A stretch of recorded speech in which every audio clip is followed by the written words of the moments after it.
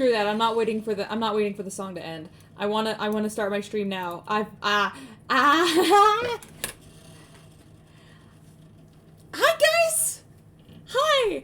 I know I streamed last week, but oh god, I've missed you guys. Cause like, I had a no mic stream last week and it didn't feel the same, you know? And it's been so long since I've read a chapter of The Stars and Their Children, and I've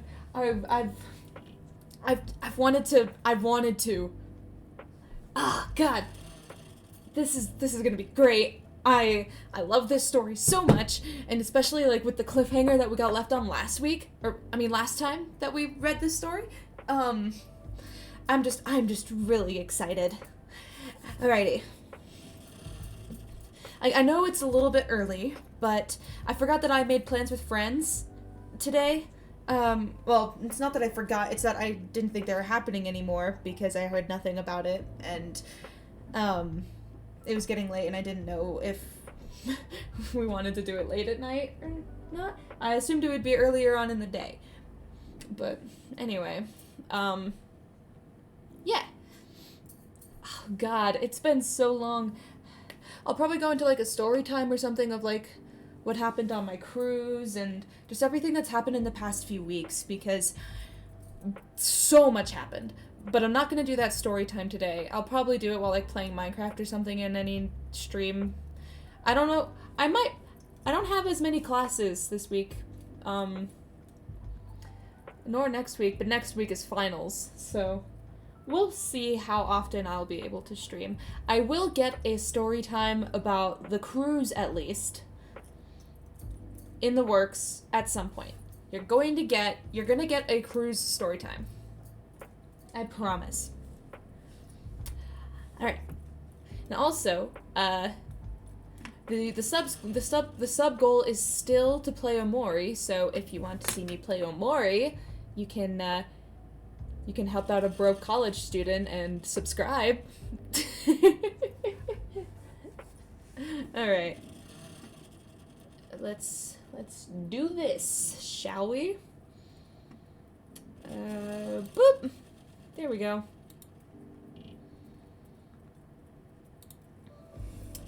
And as always, The Stars and Their Children is written by Bones and the Bees.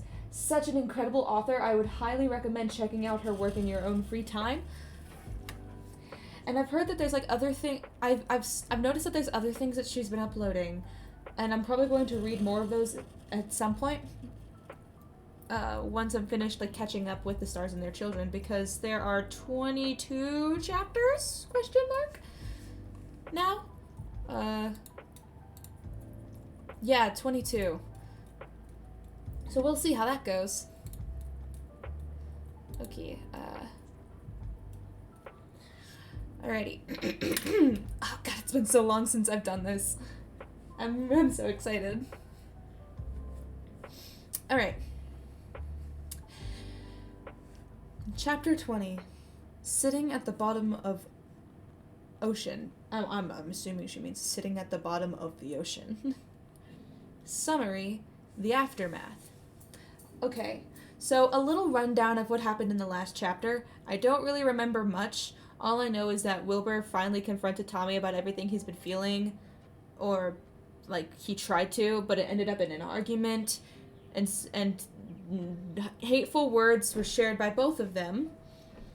Tommy called Wilbur a bastard, which, and not like the, oh, you bastard, or something like that. Like, in this story, in case you don't know, Wilbur is actually a bastard. Like, he's the bastard child of the king. And, because his mom married into royalty. And Tommy, his brother, called him a bastard, and so Wilbur just left and, like, said. So in this story, Wilbur and Tommy have their royal names, Orpheus and Theseus. So Wilbur called him Theseus, bowed to him, and left. I love space fics. Me too. Alright. So, let's see what the aftermath of this shitstorm is. Trigger warnings for this chapter: descriptions of a panic attack, minor self-harm via punching a wall. Okay. So it's not like... it's not too extreme. But as always, if that kind of stuff still triggers you, I will not be upset if you leave the stream or turn it on audio only, or... well, technically this is audio only, but like... or just like video only, or whatever you need to do to keep yourself safe. These streams aren't just for me.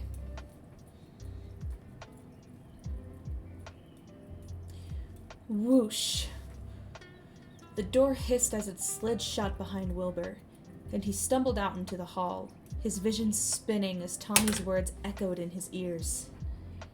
"You're just a fucking bastard." He was still struggling to wrap his head around it all. Tommy called him a bastard. Of all the people to use that against him, never in 1,000 years would Wilbur have thought Tommy would do that to him. Not his little brother. Not his Tommy. Ragged breaths rattled through his lungs as he stumbled down the hall, rushing water drowning out any other sound around him. Fury coursed through his veins and lodged itself in his throat. Wilbur had never been this angry before. Not in the way where it was drowning him from the inside out, where it was filling up every nook and cranny in his mind until he didn't have a single cell free of it. Turning to the wall, Wilbur slammed his fist as hard against it as he could, letting out a strangled cry of anger before cutting himself off, not wanting others to hear him. Suddenly, there were hands on his arms pulling him away from the wall, and a face filled up his vision. Jack was saying something to him, but Wilbur could barely hear it over the screaming waves in his own head, and the pain radiating up and down his arm.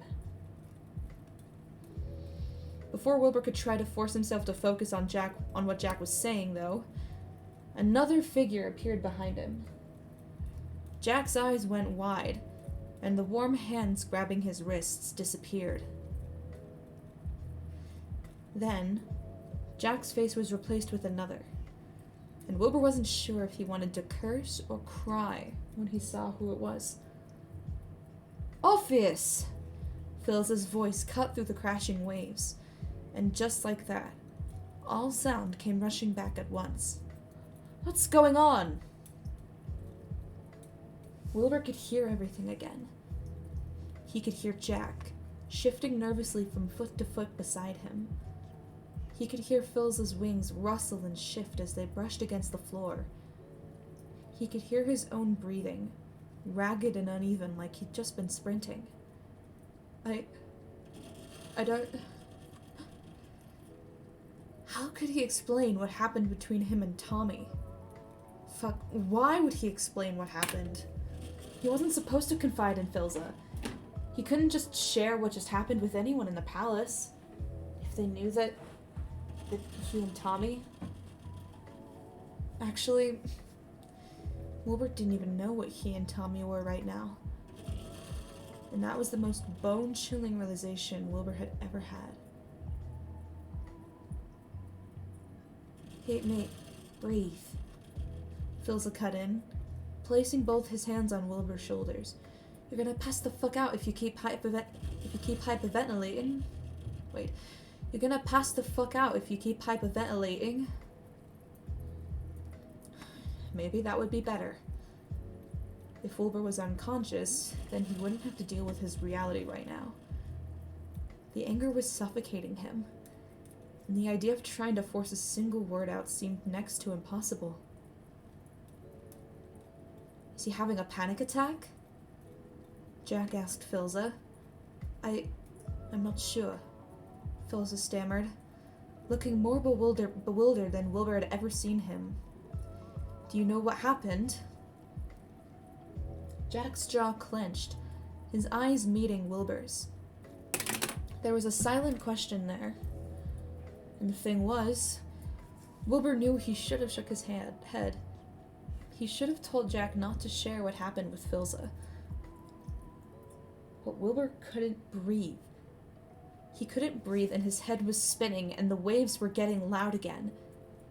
He needed something, anything, to pull him back up for air. So he nodded at Jack, and listened to the waves crash above him as he drifted down, down, down. He had a fight with Theseus, Jack admitted, glancing at Wilbur from the corner of his eye. At this, Phil's eyes widened, a strange kind of understanding dawning over his face.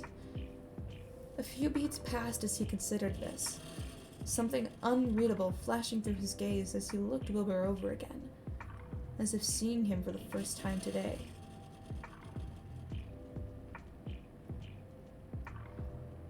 Oh, Orpheus. 2 words. 2 simple words that were dripping with something that could have been pity. And Wilbur would have mistaken it for pity a few months before. But it wasn't pity. It was something else. Something that Wilbur couldn't identify. It wasn't pity or sadness, but it wasn't joyful either. It was just different. Right then, though, Wilbur couldn't really bring himself to care what the underlying meaning of his words was. He was a maelstrom of conflicting thoughts and feelings as the anger and pain coursed through him, another breath stuttering in his chest as more salt water entered his lungs. Even though he had no clue where he wanted to go, all Wilbur knew was that he didn't want to be here right now. I can't... His breathing hitched again, and he had to fight to finish his sentence. My head is just... I can't breathe! Philza nodded, his face smoothing out as he reached out again, digging his talons into Wilbur's shoulder. Not tight enough to hurt, but enough to snap at least part of Wilbur's spiraling mind back to the present. Let's get you out of here, Philza muttered. Then, before Wilbur could ask where they were going, Philza was guiding him down the hall. The grip on his shoulder left no room for questions, but Wilbur found he didn't particularly care at this moment. His head was still spinning and his chest was too tight. The longer he stared at the plain black door, and the longer he stared at that plain black door, knowing his brother was standing right behind it. His brother, or rather, his half-brother. His half-brother, or rather, the Crown Prince of Eldingvedder. Tommy, or rather, Prince Theseus. Even through the door, Wilbur was convinced he could feel Tommy's cold eyes piercing straight through him. So he was grateful to be led away. Pressed shoulder to shoulder with Philza, Jack right at his heels as they left his and Tommy's bedroom behind. Wilbur kept his head down as they walked down into the twisting corridors of the palace. The only sounds around them were the echoing of their footsteps off the stone floor, and Wilbur's ragged breathing as he struggled to keep himself upright. His blood was boiling as they passed through another large set of doors, Wilbur only vaguely noticing they'd passed into Philza and Techno's personal wing of the palace. He didn't care where they were going, because all he could think about were Tommy's words echoing in his head. Bastard, bastard, bastard. Suddenly, they stopped. Jack, go find Techno and tell him to check on Theseus. Wait, and tell him to check on Theseus. Theseus, there we go, Philza ordered. Jack stiffened. Oh, shall I come back after, or I'll summon you when I need you again. Wilbur glanced up just long enough to see Jack's mouth press into a thin line. It was clear he didn't want to leave Wilbur alone with Philza right then, but he also couldn't ignore an order from his emperor. He didn't want Jack to leave, but he knew that if he opened his mouth, he wouldn't be able to control what spilled out. So he let his eyes fall back to the floor, and another beat passed before Jack was backing away. Alright. I mean, understood, Your Majesty. With that, Wilbur listened to Jack's footsteps fade. Maybe he should have cared more, but the only things he could feel at that moment was the ice in his lungs and the salt in his mouth. There was the sound of a door hissing open, and Philza led Wilbur into a familiar room. When Wilbur looked up, he saw they were in his office again, and suddenly Wilbur realized why Philza had taken him here.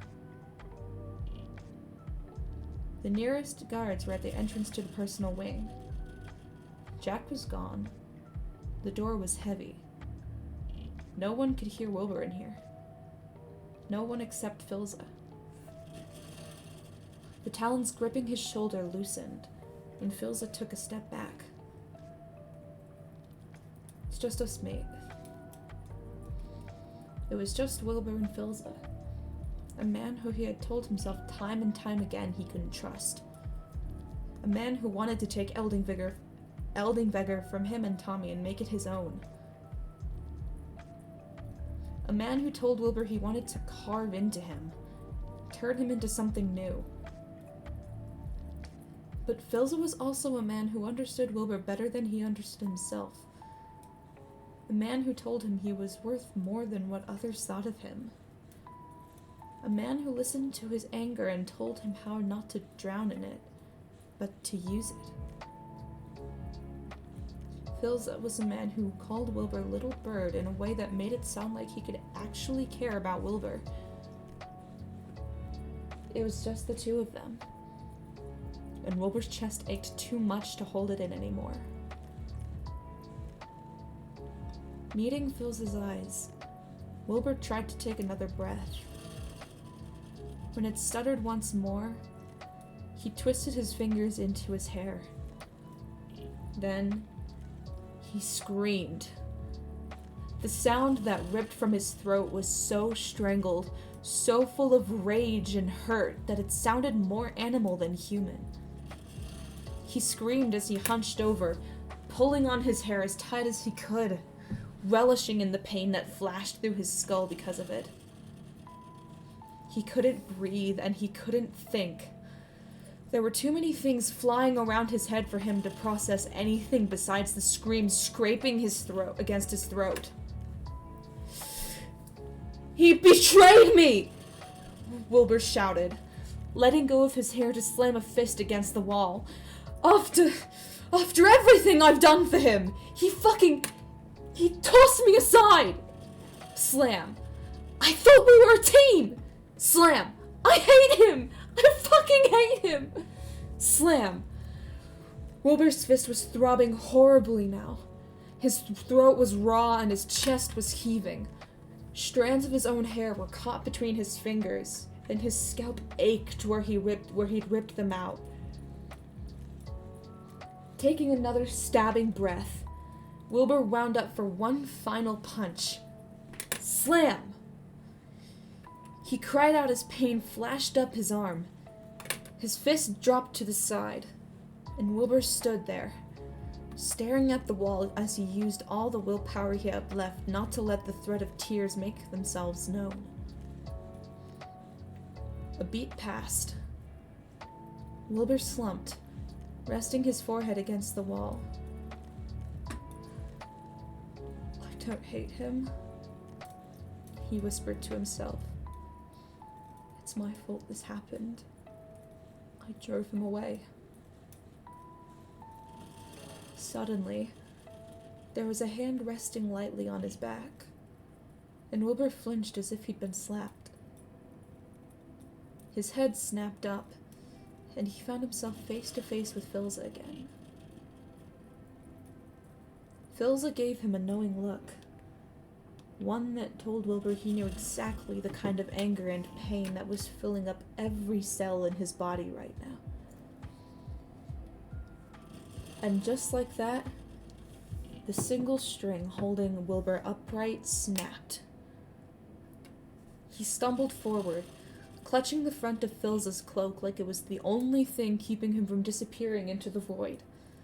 He dug his fingers so tightly into the fabric, he could feel the blood moving under his skin. His legs shook violently beneath him, and he knew that if he let go, he would collapse in a heap on the ground.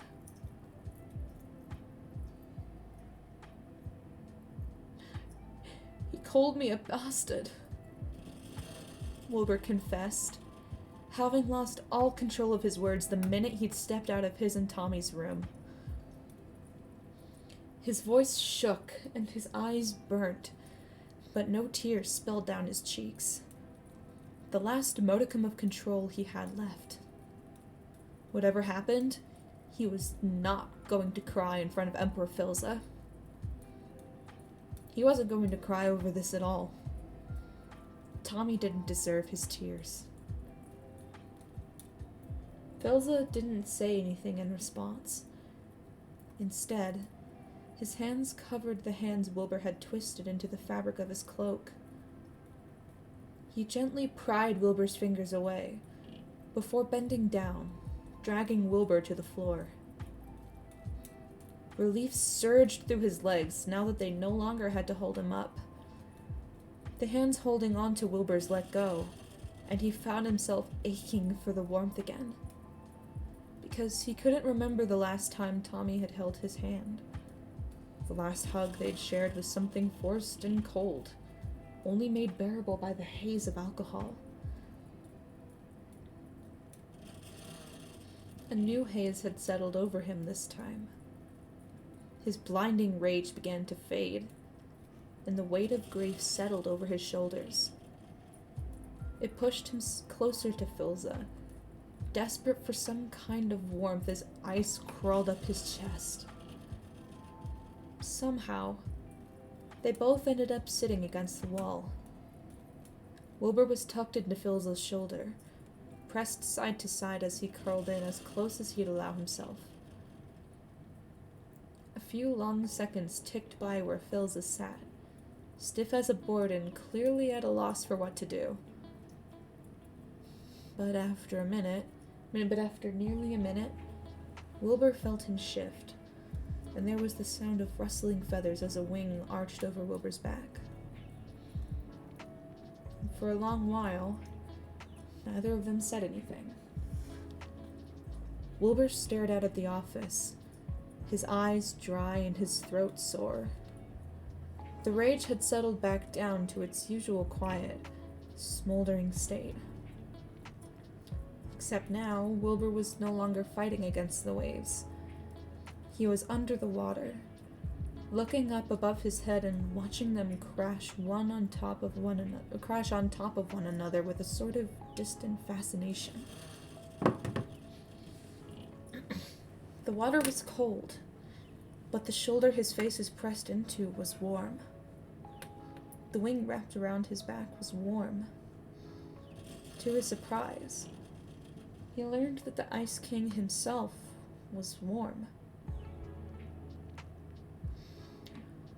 I don't know what to do now, Wilbur finally whispered, wincing when speaking sent another flash of pain through his throat. I'm supposed to be his advisor. What if I'm not that? He trailed off. The answer was clear enough.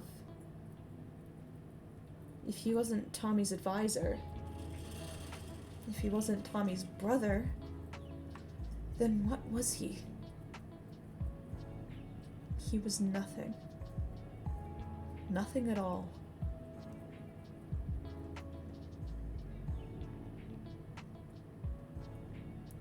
You'll figure it out, Philza said after a moment. You don't need to rush this. It's okay to not know who you are or what you're supposed to be for a bit while you figure your shit out. Wilbur almost huffed out a bitter laugh at that, because Philza made it sound so simple. He could just wait to figure it out, like there wasn't an invisible timer over his and Tommy's heads. like it wasn't only a matter of time until Eldingvegr was nothing more than another conquest for Filza. A part of him wanted to ask Filza what happened now. How long they had left until they put the treaty in front of Tommy and handed him a pen to sign it. He wanted to ask what would happen to him if that happened. If he'd go back to Eldingvegr with Tommy, or if Filza would want him to stay here. But those were questions that Wilbur didn't want to know the answer to right now. No matter what, he doubted he would like the answers Filza gave him. He'd already pushed past his own ignorance quite enough for today. So he stayed quiet and just pressed himself closer to the warmth. It was such a contrast to the last hug he'd had with Tommy. How much distance there had been between the two of them, despite the fact that they were literally wrapped in each other's arms. Right now, with Filza, there was no cold distance lingering in the air. Sure, it wasn't as close or as familiar as it used to be when he and Tommy hugged, but it was the warmest he'd felt in a long time. "Did you hurt your hand?" Filza then asked, after another few minutes had passed. Blinking, Wilbur glanced down at the hand he'd slammed against the wall. When he tried to flex the fingers, more pain lanced up his arm, making him flinch. "Oh, little bird," Filza murmured when he saw that. "We'll get that treated soon. Hopefully nothing's broken." Wilbur hummed, although he really didn't care about his hand right now. Instead, his mind fixated on the other thing Filza had said. Something he'd heard so many times now, but never had the courage to ask about. It was all cards on the table right now, though. There was no point in trying to keep up appearances for him anymore. So why not? "Why do you call me little bird?" Wilbur asked, keeping his eyes fixed on his bright red hand. "I thought it was an insult the first time you said it to me, but it hasn't felt like that for a while now." Another moment stretched between them as Filza kept his own eyes fixed on the opposite wall. "It's not an insult," Filza told him, sounding as though he was treading a very careful line. It's something that was said on Elytra a lot as a term of endearment, I suppose you could call it. He paused then, and Wilbur glanced up to see his brows furrowing. It was something parents usually called their children. Oh. There were implications there, ones that Wilbur wasn't sure he wanted to acknowledge. But he wasn't upset about it. If anything, there was a measure of relief that came with knowing it wasn't an insult. "Back on Eldingvegr, I got called a lot of things," Wilbur said, eyes falling back to his injured hand. "The servants would sometimes call me Orlin, which means foreigner in Eldingvegrian." Filza made an annoyed noise at this. Well, that's fucking rude. Wilbur huffed. "Yeah, it hurt. I kind of preferred it when they just called me a bastard, because, I don't know, it felt more personal when they insulted me in Eldingvegrian instead of in common." He took a breath and found that while his lungs ached, there was no struggle now to fill them up. "I think the worst, though, was if anyone ever called me Sooty." "Sooty?" Filza questioned. "Isn't that one of your names?" "My Eldingvegrian name," Wilbur explained. "The king, Tommy's father, gave it to me after he and my mother got married. As a sign that I was a Prince of Eldingvegger now. But I think it was worse than if he'd just not given me an Eldingveggerian name at all. Why not?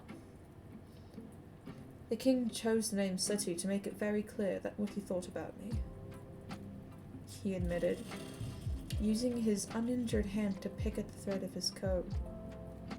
In Eldingveggerian, Sooty usually translates to soot, like from burning something. But it also means dirt. The wing draped over him curled closer. Then, Filza nodded, his lips pressed into a thin line. Dirt, he muttered, his voice tight. Out of curiosity, what does Theseus' Eldingvegger name mean? What does Theseus' Eldingvegger name mean? A bitter laugh bubbled up from Wilbur's chest. Eni means beloved. Ah, I see. Wilbur watched Filza take this in, another unreadable thing flashing through his eyes. I like soot, though. Soot implies there was a fire. One that was caused by lack of care or attention, because they underestimated its power. He paused. Wait. Okay, I'll just... 1 second.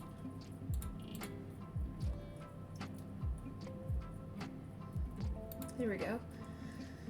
He paused, looking down at Wilbur for the first time since they'd sat on the floor. And fire always makes room for new growth from the ashes. Wilbur didn't think of himself as a fire. He didn't think of himself as having that kind of destructive tendency, even when he was at his most upset. And he certainly didn't think that there was anything left from him that could grow anew. But Filza said it with such confidence that Wilbur almost wished it was true. Another few minutes of silence passed. Under the waves, Wilbur felt distanced from everything around him. He wasn't better, but he'd calmed down. The hollow ache of grief was already filling the hole in his chest, but his exhaustion was keeping it at bay for the time being. He didn't have to think about Tommy right now. Instead, he could just float.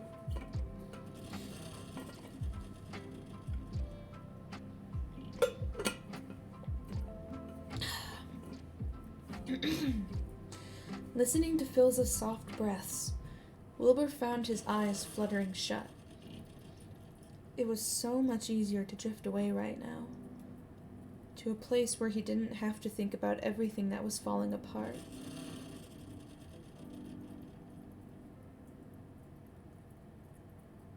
Thank you, Filza, Wilbur murmured, his voice low as the edges of his mind blurred with sleep. The wing against his back curled closer, and distantly, Wilbur thought about how Filza's feathers were far softer than he'd expected them to be. Call me Phil, little bird, came a quiet reply. If Wilbur had been more awake, he would have thought about what kind of move Filza was trying to pull with that. He would have debated his motives. He would have questioned whether it was genuine or not. But he was exhausted beyond belief, so he didn't question the request. Okay, Phil, he whispered. At this, Phil let out a quiet sigh, and that was the last thing Wilbur heard before he drifted asleep. When Wilbur woke up... Hold on, wait, I just realized. I never finished writing the title. God damn it. I mean, it's not gonna show up on the stream, but, like, it's not gonna show up in the VODs, but it's gonna bother me if I don't finish it at some way. I thought I did. That's so weird.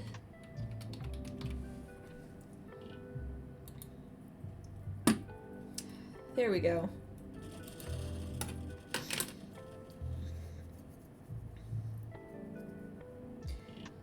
When Wilbur woke up, the first thing he noticed was that it was quiet.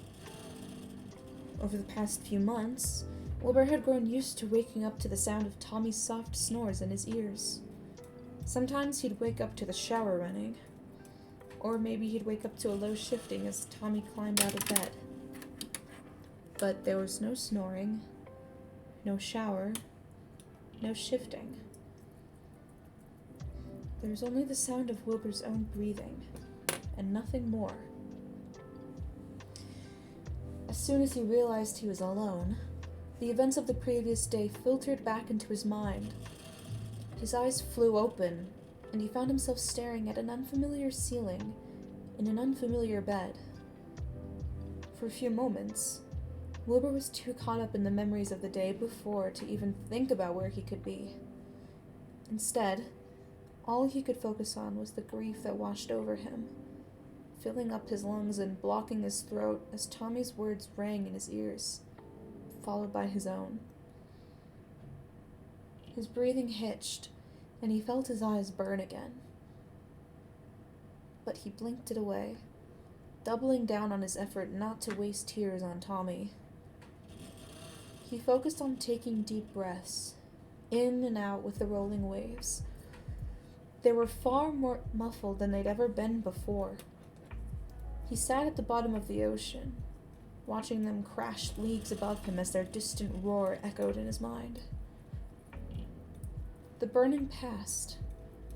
Wilbur sat up and looked around the strange room he found himself in. The room was somewhat bigger than the one he'd shared with Tommy, but not by much. A rich teal blanket was draped over his legs, with lighter blue sheets that were as soft as silk underneath him. A gauzy canopy stretched over the bed, glittering with shades of silver and blue in a way that reminded him of the shifting colors of the ice caverns outside. Then, there was a fireplace across the room, with a full couch and rug settled in front of it. A desk and a wardrobe made up the other sides of the room, with two doors sitting adjacent to one another. Wilbur assumed it was the door to the bathroom, and the door leading out of the room, considering they were in the same place the doors in his own bedroom were. All in all, it seemed like a somewhat fancier version of a guest bedroom in the palace. He thought back to the day before, and now he'd fallen asleep on Philza. Phil. He'd asked Wilbur to call him Phil. Wilbur sat there for a moment, turning over his conversation with Philza/Phil in his mind. He'd spilled so much to the Emperor, and he knew he should have been upset with himself for that. But, strangely enough, he couldn't bring himself to care. He also knew that he shouldn't be okay with calling the Emperor Phil. They weren't friends. He had to remind himself of that. And he certainly wasn't going to give out his own personal name in turn. Still, there wasn't much of a point in refusing to call him Phil outside of just wanting to be a dick. And considering how well Phil had put up with his breakdown, Wilbur didn't want to be a dick to him. Not when he'd shown Wilbur far more kindness than he deserved. Suddenly, Wilbur noticed a tightness around his hand. He glanced down and saw bandages wrapped around the fingers he'd slammed into the wall the day before. When he tried to move them, a few sparks of pain flashed up his arm, but it was nothing compared to how badly it had hurt before. It was then Wilbur actually looked down at himself and realized he'd slept fully clothed, including his shoes.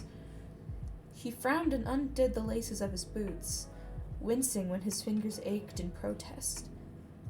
When he tossed the shoes to the ground, he pushed to his feet. the cold from the stone floor seeping through his socks and sending chills up his spine. After taking off his overcoat, Wilbur padded over to the wardrobe and pulled it open.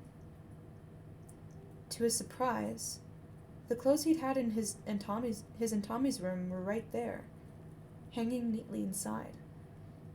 Something pinged through Wilbur's chest when he noticed how empty the wardrobe looked without Tommy's clothes also there.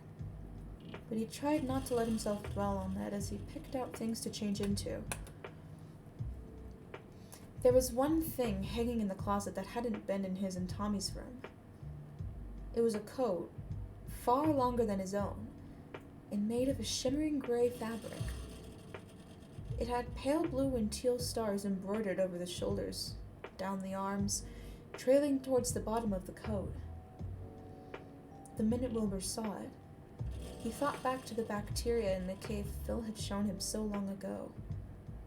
A night sky trapped so many miles underground. A moment passed as he stared at the coat. Then, he reached for it. A few minutes later, Wilbur had changed into fresh clothes. Maybe he should have taken the time to shower, but he couldn't muster up the energy for it. There was a headache throbbing in his temples, and his limbs were heavy, making him move as if he were underwater. Once he was dressed again, he found himself at a loss for what to do. Wilbur still had no idea what part of the palace he was in. He also wondered if Tommy knew where he was, or if he'd at least been told that Wilbur was spending the night somewhere else. Did he wait for Wilbur, pacing around the room, worried about where his older brother was? Or did he not care? Maybe he was finally glad to be finally rid of him. Wilbur didn't know which one it was, and he wasn't sure which answer was more painful. Eyeing the door leading out of the room, Wilbur shifted from foot to foot, having put his boots back on after changing his socks. When he stepped outside those doors, then it was officially the next day. There was no doubt that a daily routine he'd developed in the palace was gone now, but that meant he had to find out what happened next. The burning hand of anxiety clawed up his throat. Wilbur winced and took deep breaths of the cold air to calm himself down. When he opened his eyes again, he knew there was no sense in putting it off any longer. So he walked up to the door and stepped outside into the hall. While the hallway itself didn't look all that different from any other hallway in the palace, Wilbur liked to think he knew his way around at least a good amount of the palace. This hall, though, he'd never been down this way before. That much he could tell. But before he'd start worrying about getting lost, a voice called out, "Oi! You're finally awake!" The relief that washed over Wilbur was almost enough to make him collapse. "Jack, thank fuck you're here," Wilbur breathed out when he spotted Jack leaning against the wall. Pushing off the wall, Jack grinned when Wilbur said his name. Yes, sing your praises for me. Sing your praises for me, Jack Manifold, the best guard in this entire damn palace." Despite the weight on his shoulders, Wilbur found himself huffing out a weak laugh. "I wouldn't go that far. Don't need your ego getting too big now. My ego is already massive, in case you couldn't tell," Jack joked, walking over so he was standing right in front of Wilbur. "And you better get used to it, because you're not getting rid of me anytime soon." The way Jack said that didn't sound like a joke. It was like there was a deeper meaning to his words, and Wilbur frowned at him. "What do you mean by that?" Jack opened his mouth to respond, but hesitated. The smile slowly faded from his face, and his eyes darted to the ground. "I've been reassigned. I'm no longer both yours and Theseus' personal guard. I'm only assigned to you now." Wilbur blinked. Who's Tommy's guard, then? Techno assigned Puffy to escort him wherever he needs, Jack explained, biting the inside of his cheek. Philza said it just made sense since you two aren't sleeping in the same room, at least at the moment. Oh. Although Wilbur hadn't expected to go back to staying in the same room as Tommy for at least a few days, it was jarring to hear that Phil thought the same. He wondered if Phil had just worked that out from what Wilbur had told them of their fight, or if Tommy had spoken to Technoblade about their sleeping arrangements. At the very least, Wilbur was glad that Jack was staying with him. Are you okay, Wilbur? Jack then asked, his voice dropping lower. I felt bad just fucking ditching you with the Emperor yesterday, but he gave me an order, so it's not like I could say no. Wilbur shook his head. I don't blame you for that. You had orders, and I wasn't really in my right head about everything anyway. Jack nodded. Did the Emperor, help you calm down or something? Well, that was one way of putting it. We talked, Wilbur said, having no desire to tell Jack about how he'd punched the wall, or ended up clinging to Phil like an overgrown child. And yeah, it helped. That's good. I mean, I figured it probably went okay considering you're staying in the personal wing now, but I just wanted to check. Wait, what? Is that where we are? Wilbur asked, frowning as he looked around the hall. Jack's eyes widened. Wait, do you not know where you are? No, Wilbur frowned, eyes dropping to the ground. I was just so out of it yesterday. I think I fell asleep in Phil's office. A beat passed where Jack blinked at him, looking confused at something he'd said. Before Wilbur could ask him what was wrong, though, Jack was shaking his head and continuing on. Oh, I guess that makes sense. Yeah, I was told that at least for now you're going to be staying in one of the spare bedrooms in the Emperor and Imperator's personal wing. That was unexpected. Why would Phil have him stay in the personal wing of the palace? Was it so he could avoid Tommy easier if he needed? This certainly lowered the chance of Wilbur running into him in the hallways, which was something he wasn't sure if he could handle right now. But at the same time, it was strange to think that was the only reason. There had to be more to it. Was this to signify Wilbur was no longer a guest in the palace, but something more? There were two ways Wilbur could think about this. One, this was a move to show Wilbur that he wasn't going to be leaving the Empire anytime soon. A power play to remind him that the game was nearly lost, and Eldingvegger was practically theirs. The other way he could think about that was something he wasn't sure he was ready to consider, because it held the same implications that Wilbur had ignored when Phil explained to him where the nickname Little Bird came from. In the end, he just decided not to think about it for the time being. I see, Wilbur muttered, unsure of what else to say. An awkward silence stretched out between them. Jack also seemed unsure of where to go from here. At least until he seemed to remember something. Oh! Yeah, also, since you're staying in the personal wing, I was told to tell you that you're welcome to eat meals in the Emperor's personal dining room if you want, Jack explained, straightening up again. If you don't want to, that's fine. You can still have meals brought to your room, or you could go to the dining hall in the main part of the palace as well, but the option's there. Now, this took Wilbur by surprise.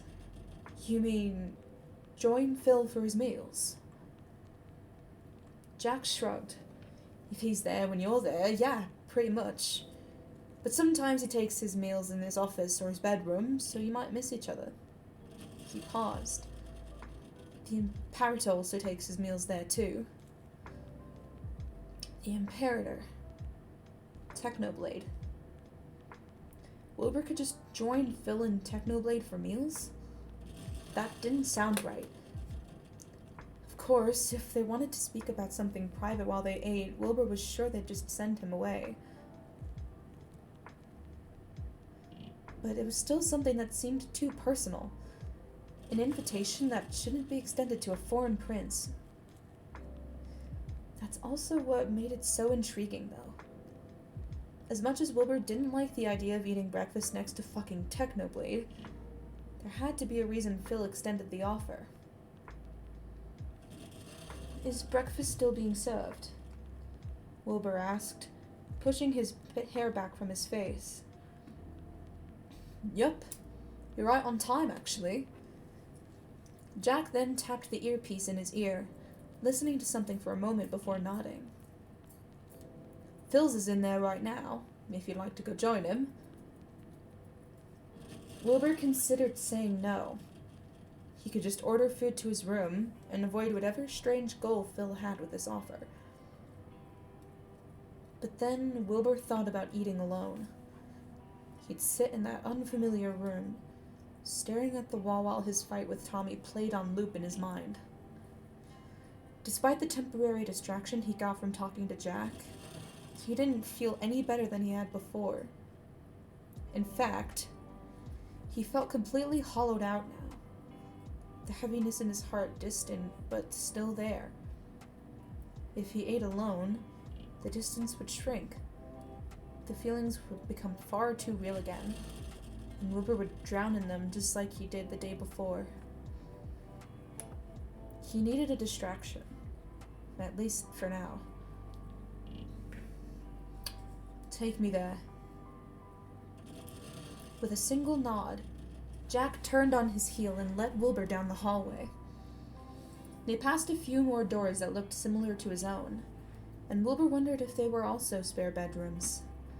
There weren't nearly as many doors as there were in the guest wing of the main palace, though, and Wilbur wondered how many bedrooms they had total in the personal wing. They turned down another hall, and Wilbur stiffened when they passed by the training room. It was silent in there, and a quick glance confirmed it was empty. Wilbur let out a sigh of relief, but was unnerved by the fact that at any point he could leave his room and find Tommy right down the hall. It was so strange to be so nervous about seeing his own brother. It felt wrong, but Wilbur wasn't ready to face Tommy yet after the things they'd said to each other. He didn't want to find out where they stood now in the aftermath. Jack led him past the large doors that separated the personal wing from the main part of the palace. The hall opened up into a large foyer, with a towering archway leading into the dining room itself. There were 2 guards standing in front of the archway, and they both nodded at Wilbur when he passed through, not seeming surprised in the slightest that he was there. The first thing Wilbur noticed about the dining room were the windows. They were similar to the windows that lined the way to Phil's office, stretching from the floor to the ceiling, and showing off the glittering expanse of Zephyr's Forest, capital city, that awed Wilbur every time he saw it.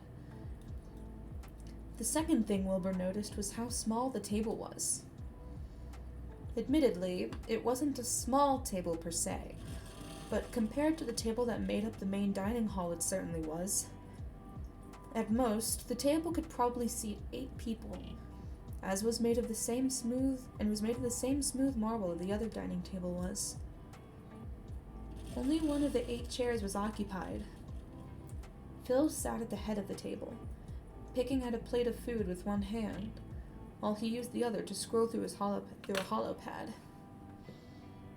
However, as soon as Wilbur and Jack's footsteps echoed off the walls, Phil looked up, surprise flashing over his face when he saw who it was.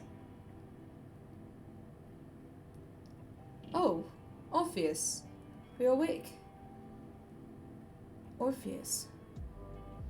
For some reason, Wilbur had been bracing himself to hear Phil call him by his personal name. He would have told him off for it and reminded him that just because he said Wilbur could call him Phil didn't mean that Wilbur had extended him the same courtesy. But he didn't need to do that. Phil wasn't trying to push that, and Wilbur was strangely relieved about it. Wilbur blinked, straightening his shoulders. I was told I could come eat with you if I liked. Yes, of course. Philza nodded, gesturing to the table. Sit down wherever you like. Do you have any requests for what you want to eat? Wilbur didn't have the slightest bit of an appetite, so he shook his head. I'm fine with anything. Nodding, Phil tapped a few things on his holopad, then looked up again. All right. They'll just bring you the same thing I'm having. From what Wilbur could see, Phil was eating something that looked like grilled vegetables, along with some thin pancakes wrapped around slices of roasted meat. It was similar fare to what was served in the dining hall, and Wilbur was a little surprised that an emperor didn't seem to eat anything more fancy. A beat passed, and Wilbur noticed Phil was staring at him expectantly. Then, he realized he hadn't sat down. He realized he hadn't sat down, and scanned the chairs to figure out where he should place himself. If he sat on the other end of the table from Phil, that could be taken as him trying to distance himself from the Emperor. Maybe that's what he should be going for, considering the mess he'd made of himself the night before. But Wilbur didn't want to. It would just make conversation more awkward. Before he could talk himself out of it, he sat down at the chair immediately to Phil's right. Thankfully, Phil didn't blink twice at this, and just hummed as he tapped a button to put his holopad on sleep mode. A second ticked by. Then another.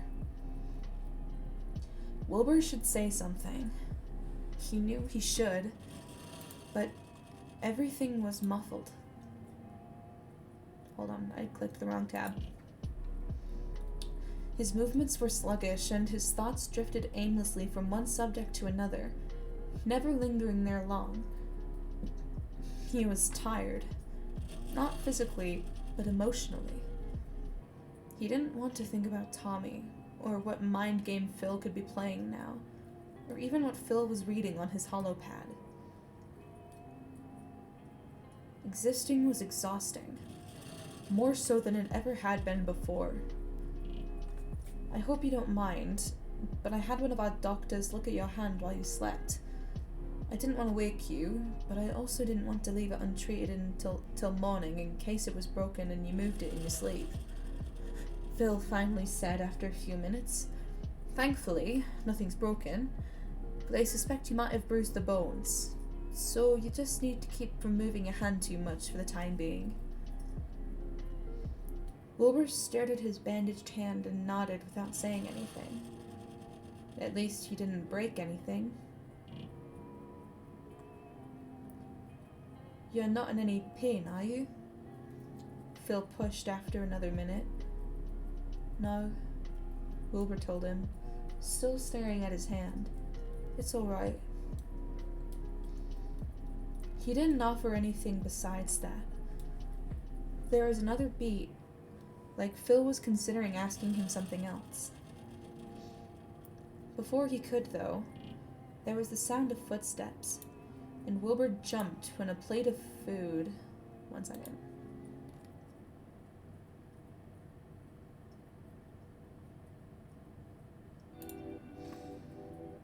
When a plate of food was being put in front of his face. Although the food looked perfectly prepared, Wilbur's stomach turned at the idea of eating, and he slumped down further in his chair as the servant's footsteps faded once more. A minute passed. There was a soft clinking noise as Phil ate more of his own meal. Then he stopped. You're not eating, Phil pointed out. Phil stared at the plate, Phil's words muffled through the water in his ears. I'm not hungry. There was a beat of silence. Wilbur wondered if Phil would be upset at him for asking for food when he wasn't going to eat it. It was a dick move on his end, he knew that. Instead, though, he heard Phil's talons tap against his holopad again. Then, I've been reading something I think you might be interested in. Huh? Wilbur finally looked up from the table to meet Phil's eyes. What is it? Well, I'm not one to read much, Phil began, using his finger to swipe through the text on the holopad. But Techno told me that when you're both in the library, he always sees you reading books on the histories or cultures of other planets. I figured you haven't read much about Elytra, but I have a few books in my personal library I got from my parents, so I thought you might be interested in hearing some of what it says.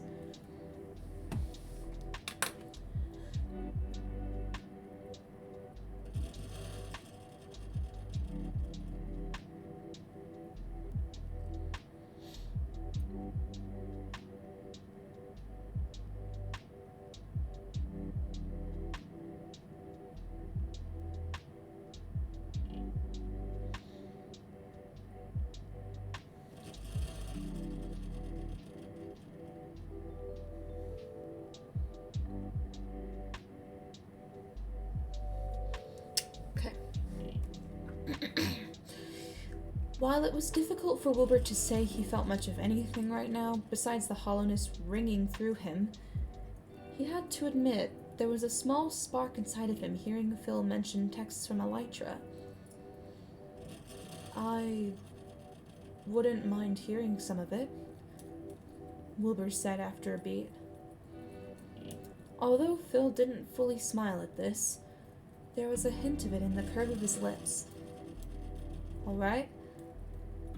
Alright? Wait, hold on. How does Phil... Alright? Let me read you this paragraph I was just looking at. He cleared his throat and readjusted the holopad so it was easier for him to see. Then, he began to read.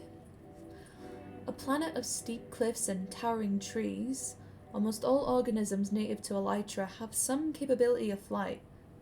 The Elytrians themselves built cities into the towering rock spires of the expansive canyons that dotted the planet's surface. Many structures were only accessible through flight. However, this proved to cause issues for Elytrians that didn't have the ability to fly, whether through injury or congenital defect. So to combat this, Elytra ended up being one of the forefront planets regarding hover technology. This also translated to aerospace engineering, leading Elytra to produce some of the best air and spacecrafts in the wider galaxy. As Phil read, Wilbur was able to lose himself in the words. He pictured Elytra in his mind, with its tall rock spires and cities built into stone, and drifted in those images as the water lapped above his head. Eventually, he started eating some of his breakfast. He only finished half of it, and ended up resting his forehead on the table once he was full, letting himself doze to Phil's calm voice. Everything hurt. His lungs, his hand, his heart. He missed Tommy, and he felt that ache in every breath he took, but it hurt to miss him just as much. It was an endless loop he found himself trapped in, and he didn't know how to get out. But when a hand came to rest on the back of his neck, razor-sharp talons tracing small circles there, Wilbur found himself leaning into it. The table was uncomfortable to use as a pillow, but he didn't consider moving away. It should have hurt. It didn't.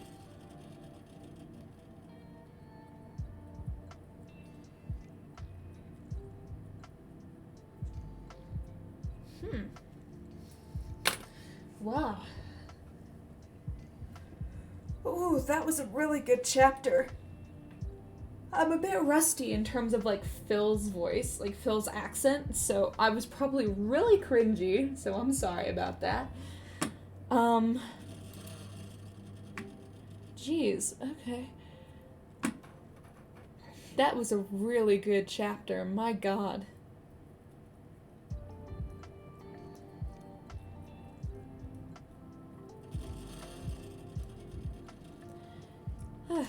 Okay.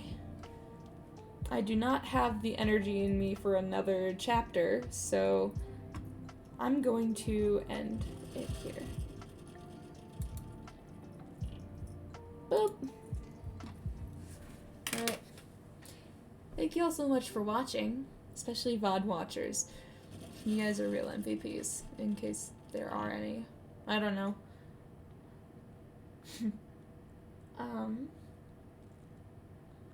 Yeah. As always, I don't know when I'll next be live, but I promise it's not going to be another 3 weeks. Finals end in 2 weeks, and I'm bringing my PC with me back home on Christmas break. So you guys are going to get some content for about a month or so. Probably more frequent content as well. So expect that. It's going to be great. Alright. Thank y'all so much for watching, and I will see you next time. Bye!